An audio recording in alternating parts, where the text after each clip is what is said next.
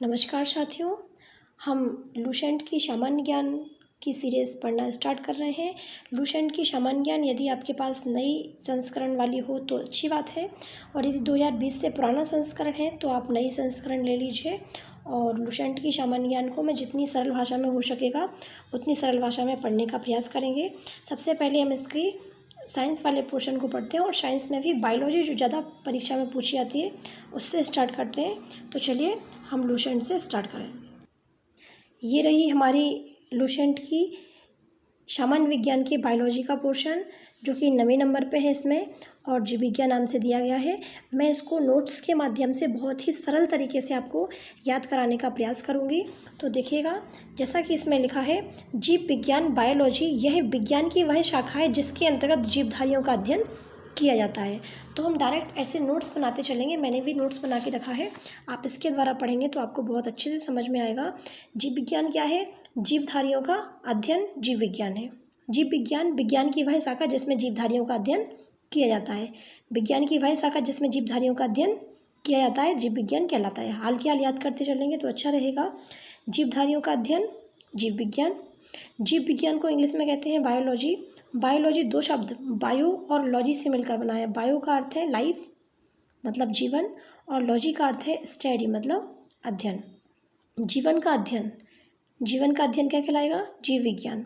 जीवधारियों का अध्ययन या जीवन का अध्ययन क्या कहलाएगा आपका? बायोलॉजी, जीव विज्ञान। जीव विज्ञान शब्द का सर्वप्रथम प्रयोग लेमार्क जो कि फ्रांस के थे, और ट्रेविनेरस जो कि ग्रीक के थे, जर्मनी के थे।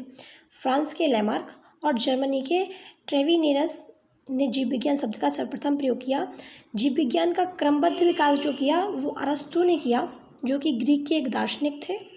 अरस्तु को फादर ऑफ जूलॉजी भी कहते हैं और फादर ऑफ बायोलॉजी भी कहते हैं, दोनों याद रख लीजिए। फादर ऑफ जूलॉजी अरस्तु, फादर ऑफ बायोलॉजी अरस्तु। और अरस्तु ने संपूर्ण जीवधारियों को दो वर्गों में बांट दिया। संपूर्ण जीवधारियों को क्या किया?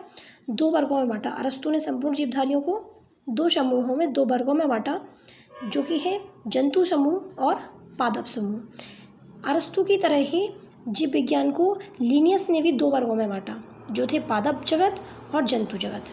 अरस्तु ने भी दो वर्गों में बांटा और लिनियस ने भी दो वर्गों में बांटा। एक थे पादप जगत और दूसरा जंतु जगत। लिनियस की पद्धति को आगे बढ़ाया। लिनियस ने क्या किया? जो आपकी जीवधारियों के वर्गीकरण की पद्धति थी वो आधुनिक कर दी थोड़ा सा, तो इन्हें कहते हैं आधुनिक वर्गीकरण का पिता या फादर ऑफ मॉडर्न टेक्नोलॉजी। आधुनिक वर्गीकरण का पिता इन्हें कहा जाता है।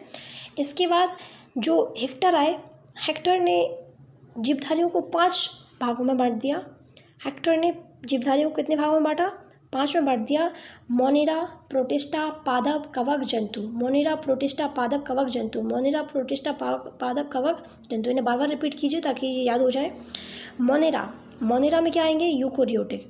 देखिए, जीवधारी पूरे जो भी होते हैं, हम यूकेरियोटिक और प्रोकैरियोटिक दो प्रकार के होते हैं, इनको हम आगे पढ़ेंगे। तो अभी आप यही याद कर लें तो अच्छा होगा। मोनेरा यूकेरियोटिक जीव सम्मिलित होते हैं। इनमें होते हैं जीवाणु, साइनोबैक्टीरिया, आर्कीबैक्टीरिया आदि। प्रोटिस्टा जो है उनमें एक कोशीय प्रायः जलीय यूकेरियोटिक जीव आते हैं। इनमें पादप और जंतु के बीच जो एक होता है यूग्लिना, ये भी इसी में सम्मिलित है।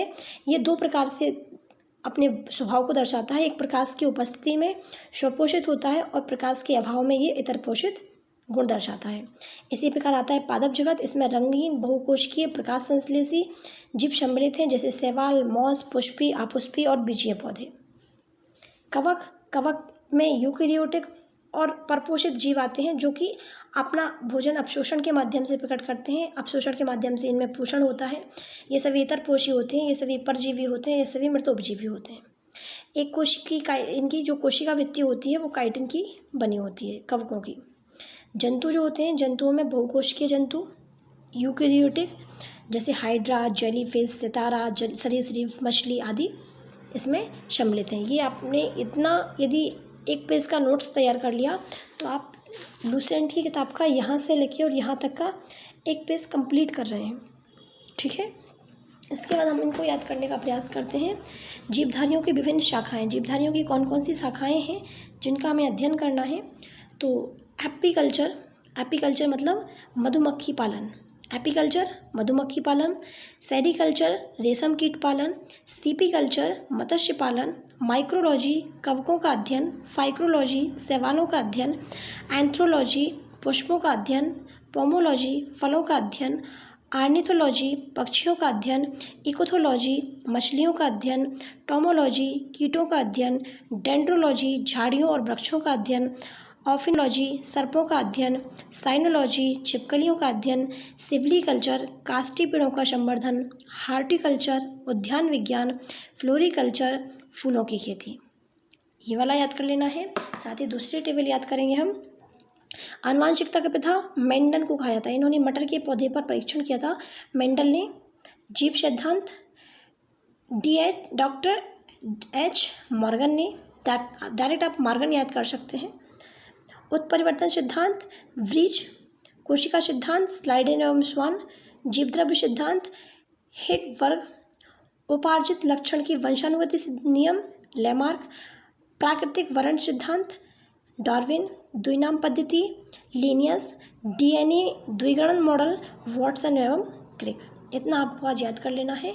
डेली ही थोड़ा थोड़ा पढ़ के हम इसको पूरा कर सकते हैं। एक दिन में पूरा पढ़ना संभव नहीं है और कभी गैप नहीं लगाना है, हमें रूटीन से चलते जाना है। Thank you.